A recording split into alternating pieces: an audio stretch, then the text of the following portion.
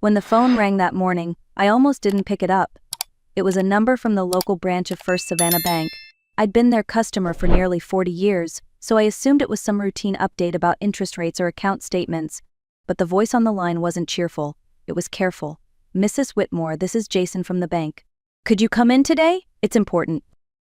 I drove down Bay Street in my old Buick, the same one my husband, Robert, had loved to polish every Sunday. The air smelled faintly of salt from the river. Inside the branch, Jason stood waiting, young, polite, nervous. He led me to a glass-walled office and closed the door behind us. "Mrs. Whitmore," he began softly, "a man came in last week claiming to be your son, Daniel Whitmore. He presented documents stating that you were no longer capable of managing your own finances. He tried to close your primary account." For a moment, the world narrowed. The hum of the air conditioner, the muffled phone rings outside, it all blurred. "He said I was what?" I asked quietly. Jason looked genuinely uneasy. "He submitted a power of attorney form signed under your name, along with a doctor's note confirming early dementia." He hesitated before adding, "We didn't process anything. Something about it didn't feel right." He slid the documents across the desk. I stared at the signature, my name written in a shaky imitation. The doctor's note was from a clinic I'd never visited. A notary stamp bled ink near the bottom, smudged just enough to look rushed. At the end of the form, Daniel's name appeared neatly typed. I took a long breath, the kind that steadies you more than calms you. "Thank you for calling me, Jason. I'd like to revoke any and all access he might have claimed." He nodded, opening a folder of forms. As I signed each line, my hand stayed steady. Not because I wasn't hurt, but because shock has a strange way of sharpening you. When I finished, I looked up at him and managed a small, even smile. "He hasn't stolen my money yet," I said. "But he already took something far more valuable." When I got home, I placed my purse on the counter and sat at the kitchen table. The papers from the bank were still in their envelope. For a few minutes, I just stared at them. The afternoon light slipped through the lace curtains, tracing soft patterns on the wooden surface. Everything looked so normal: the tea kettle, the stack of mail, the small vase of magnolias. And yet, nothing was. I pulled out the forged documents, spreading them across the table like a map of betrayal. Every line was filled with precision: my address, my date of birth, my supposed medical condition. There was even a letter from a clinic in Atlanta, signed by a Dr. Carson, who apparently believed I was in the early stages of memory loss. The signature, the seal, even the watermark looked official enough to fool anyone who didn't know better. I did know better. My eyes landed on Daniel's name again, printed neatly at the bottom. For a moment, I saw not the man who forged these lies, but the little boy who once cried when I threw away his broken toy truck. He couldn't stand to lose anything, not even something already broken. Maybe that's what this was, his grown-up version of refusing to let go. I folded the papers carefully and slid them back into the envelope. Then I reached for the phone and called Jason again. "Please make sure my account is flagged," I told him. "No access for anyone but me, no matter what name they bring." He promised to do so. After I hung up, I sat in silence, listening to the faint creaks of the house. Robert built these walls to last. I wondered if he ever imagined the person we loved most would try to tear them down. I brushed my hand over the table and whispered, "Not yet, Daniel, not ever." The next morning, I brewed coffee the way Robert liked it, 2 scoops, no sugar, strong enough to wake the dead. I needed it. The night before, sleep had been impossible. Every time I closed my eyes, I saw Daniel's name beneath that forged signature. My son, the boy I raised with everything I had, now trying to erase me with a pen stroke. After breakfast, I walked to the hallway cabinet and unlocked the bottom drawer. Inside was a box filled with old checkbooks, receipts, and faded bank statements. I carried it to the dining table, dust rising like ghosts of all the times I'd helped him. Then I began sorting through them one by one. The first check I ever wrote for Daniel was for $75, his high school football trip to Jacksonville. Then came the college tuition, the first apartment deposit, wedding expenses, a car loan I paid off when he hit a rough patch. The list went on: medical bills, credit card debt, therapy after the divorce, and a second car when Melissa said she needed something safer for the baby. I began writing the amounts in a notebook, a habit I'd kept since my teaching days. Numbers don't lie, even when people do. By the time I reached the last page, the total read $389,450. And that wasn't counting the groceries, the holidays, or the times I quietly slipped him cash so he wouldn't be embarrassed in front of his wife. I set down the pen and stared at the total. It looked unreal, like someone else's life. I had given him more than money. I'd given him forgiveness, over and over, each check a small apology for loving him too much. For the first time in years, I felt something inside me shift. It wasn't anger. It was clarity. This wasn't about losing money. It was about finally realizing what I'd been paying for all along, peace I never received. By noon, I'd made up my mind. I wasn't going to cry and I wasn't going to call Daniel. I was going to call someone who understood consequences. Caroline Hartman had been our attorney for years. She'd helped Robert and me set up our wills after his first heart attack, and I trusted her more than anyone outside the family. When she picked up, her voice was steady as always. "Helen, it's been too long, what's going on?" "I need to change my will," I said simply, "and revoke every power of attorney that has my son's name on it." Caroline didn't ask for details. She must have heard the tone in my voice, the kind that comes from the end of patience, not the start of grief. "Come by this afternoon," she said. "I'll clear my schedule." At her office, she listened as I told her everything: the forged signature, the doctor's note, the fake story about dementia. She took notes in her tidy handwriting, pausing only once. "Do you want to press charges?" she asked. "Not yet," I replied, "but I want protection." She nodded. "We can revoke everything immediately, and I assume you want to adjust the inheritance?" "Yes," I said. "My granddaughter Grace will be the new beneficiary. Set up a trust in her name. She's the only one who still visits because she wants to, not because she's keeping score." For the next hour, we went through documents, signatures, and legal jargon. When it was done, Caroline gathered the papers neatly and smiled. "You've taken back control, Helen. That's no small thing." Outside, the air felt lighter than it had in days. I stood on the sidewalk, looked up at the bright Georgia sky, and whispered to myself, "Let him call me weak now." 3 days passed before Daniel called. The first 2 times, I ignored the ringing. On the third, curiosity won. His voice came through soft, almost rehearsed. "Mom, I think there's been some confusion. The bank must have mixed up the paperwork." I stayed silent. He sighed dramatically. "Melissa and I were just trying to make sure everything was handled in case something happened to you. You know how forgetful you've been lately?" My grip on the phone tightened. "Forgetful," I said. "You mean the kind of forgetful that lets me sign every tuition check and pay every bill you ever sent my way?" He chuckled awkwardly. "Mom, please, let's not get emotional. We're family." Family. The word landed heavy. "You forged my signature, Daniel." "That's not how it happened," he said quickly. "Melissa had a friend at the notary office. Maybe the form got mixed up. Look, we'll fix it. Just don't make this a big deal." "It's already a big deal," I said quietly. "You tried to take my life's work and call it love." There was silence, the kind that stretches too long, until you can almost hear the truth breathing on the other end. Finally, he said, "You're blowing this out of proportion. If you start changing things legally, people will talk." "Let them," I replied. "I've spent enough years keeping quiet for your comfort." The next morning, his car pulled up in front of my house. I watched from the porch as he got out, same confident stride, same expensive jacket I'd probably helped pay for. He climbed the steps and stopped 2 feet away. "Mom, I'm here to talk face to face." "No," I said evenly. "You're here to convince me to forget." He opened his mouth, but I raised a hand. "You think being my son gives you rights to my decisions, my accounts, my dignity? It doesn't. You didn't earn those things, you borrowed them." His jaw tightened. "I was trying to help." "No, Daniel, you were trying to inherit early." He stared at me, searching for the version of me who would cave. She wasn't there anymore. I turned, opened the door, and before stepping inside said, "You haven't lost my money yet, but you've already lost your mother."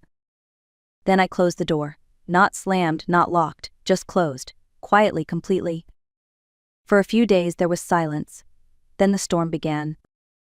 It started with a polite email from Melissa, my daughter-in-law. The subject line read, "Let's talk, Mom." The message was syrupy and rehearsed, full of phrases like family unity and misunderstandings. She wrote that Daniel had only been acting out of concern, and that I should reconsider the recent legal changes for the sake of peace. Attached was a photo of Grace from a year ago, smiling at Thanksgiving, like guilt could be softened by nostalgia. I didn't reply. 2 days later, Pastor Evans from our local church called. "Helen, I'm not sure what's going on," he said gently, but Daniel came by. He seemed worried about you said you've been making rash decisions and forgetting details. His tone was kind, but underneath it, I could hear the seed of doubt they were planting. Thank you, Pastor, I said calmly, but please tell my son I remember more than he wants me to. By the end of the week, a man named Peter from a financial advisory firm left a voicemail, introducing himself as Daniel's consultant. He spoke with the confidence of someone who thought age meant weakness. Mrs. Whitmore, he said, I'd love to assist in reorganizing your estate to ensure your legacy remains intact. I didn't bother calling him back. Instead, I forwarded the message to Caroline, who replied with 3 words, "Let me handle it." That weekend at church, I noticed the glances, the whispers that stopped when I turned. It didn't hurt the way I expected. It only reminded me how fast truth becomes rumor when people prefer lies that sound polite. I went home, brewed tea, and sat by the window. The magnolia tree swayed in the breeze, steady, unbothered. That's how I wanted to be rooted, not reactive. They could spread stories. They could call me forgetful, fragile, senile. But I knew the truth. Silence wasn't surrender. It was strategy. The rumors didn't stop. They never do when silence unnerves people more than shouting. So I decided to give them something true to talk about. On Monday morning, I called the Savannah Public Library and asked to reserve their community room for Wednesday evening. Is this for a book club? The woman on the phone asked. No, I said. It's for a story. Mine. I printed a small stack of flyers on my old home printer, black and white, nothing fancy. Wednesday, 7 p.m.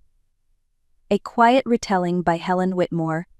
Free and open to all. I left a few at the coffee shop, the florist, and even one on the church bulletin board. Then I waited. When the night came, I wore my navy dress and Robert's old pearl brooch. The library lights were warm, soft. A few rows of folding chairs filled quickly. Neighbors, church members, a woman from the grocery store, even 2 young girls holding notebooks. And in the back, near the exit, stood Melissa. No Daniel. Of course not. He never faced what he started. I stepped to the front, no microphone, just me and a small podium. Good evening, I began. My name is Helen Whitmore. I've lived in this town for 56 years. I'm not here to ask for sympathy or to gossip. I'm here to tell you the truth because it's been told for me long enough. The room quieted. I told them about the forged documents, the fake doctor's note, the attempt to declare me incompetent. I spoke of my son's entitlement, my silence, my mistake of confusing help with control. My voice didn't shake. It had been waiting too long for this. When I finished, I looked straight at Melissa. If protecting myself is called betrayal, then I suppose I've finally learned how to betray correctly. No applause followed, just stillness, the kind that means people are thinking. When it ended, a few came forward, touched my hand, said nothing. Grace hugged me last, whispering, "You looked taller tonight." I smiled. That's what happens when you stop bowing. A week passed after the library reading, and the town settled into a strange quiet. The whispers faded. The pitying looks turned into nods of respect. But I knew Daniel and Melissa well enough to recognize silence as planning, not peace.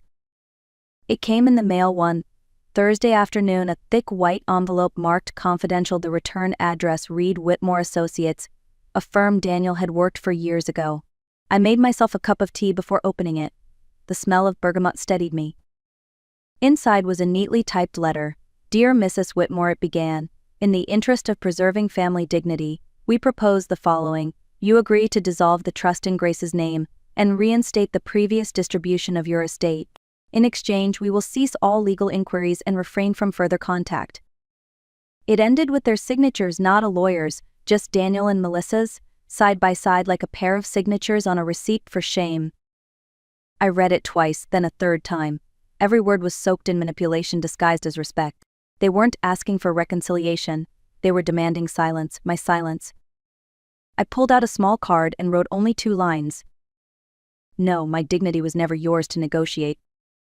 I sealed it in an envelope, stamped it, and left it on the hall table for Grace to mail when she next visited. That evening, as the sun sank behind the magnolia tree, I felt something new. Not triumph, not revenge, just peace. The kind that comes when you finally stop explaining why you deserve to keep what's already yours. Grace came by the next morning, her hair still damp from the rain. She brought muffins from the cafe downtown and the same wide eyes she'd had as a child. They're quiet, she said, sitting down at the kitchen table. Too quiet. Dad unfriended me. Deleted every photo of us. I poured her a cup of tea. Let him delete, I said gently. We still have memory. She gave a small, shaky laugh. He says I'm choosing sides. You're not choosing sides, I replied. You're choosing truth. There's a difference. For a moment, neither of us spoke.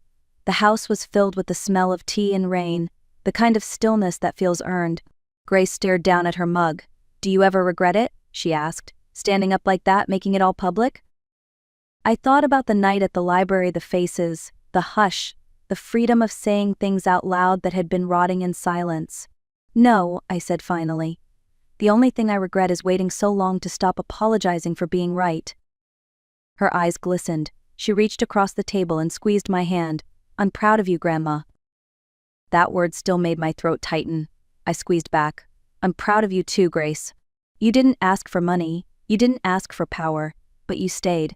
And that's worth more than both. Before she left, I gave her the sealed envelope with my short reply to Daniel's letter. She looked at it, then at me. You're sure about this? Completely, I said. He wanted a response. He'll get one, just not the one he expected. When she drove off, I stood by the window, watching her car disappear down the wet road. For the first time in a long while, I felt light, not because I'd won, but because I'd finally stopped losing. Days turned into weeks, and the world moved on as if nothing had happened. But inside my small red brick house in Savannah, everything had changed. The quiet no longer felt heavy. It felt earned, like the kind that settles after a storm that has finally spent itself. The mailbox stayed empty for days. No letters, no lawyers, no more claims to family dignity. I watered the garden, read the newspaper, and let life shrink back to ordinary size. On Sunday morning, Grace arrived with cinnamon rolls, still warm from the oven. We ate them in the kitchen with the window open, the air soft with the smell of rain and sugar. They've stopped calling, she said. Completely? Good, I answered. Let the silence do the talking for once. She looked at me for a long moment. Do you think he'll ever come around? I smiled faintly. Maybe. But I won't wait for it. Waiting was how I lost most of my peace. She nodded slowly. You're not angry anymore. No, I said. Anger takes energy. I'd rather spend mine living. Before she left, she hugged me tight, the kind of hug that feels like an answer to every unasked question. I love you, she whispered. I know, I said. That's why you'll be fine. After she drove away, I sat by the window with my tea and opened my notebook, its last page still blank. I wrote one final line. Let the silence you choose be the peace they never gave you. I tucked it beside the trust papers and closed the drawer. Outside, the magnolia tree had lost most of its blossoms, but the few that remained held on stubbornly against the wind. I thought of Grace, of Caroline, of every woman who'd ever been told she was too old to matter, too gentle to fight, too quiet to win. Maybe this story wasn't about revenge at all. Maybe it was about reclamation of dignity, of self, of voice. And if anyone out there needed to hear it, I'd tell them this: you don't owe anyone your silence. You don't owe anyone forgiveness that comes chained to fear. It's never too late to stand your ground. If this story meant something to you, share it. Someone might still be waiting for a sign that it's time to speak.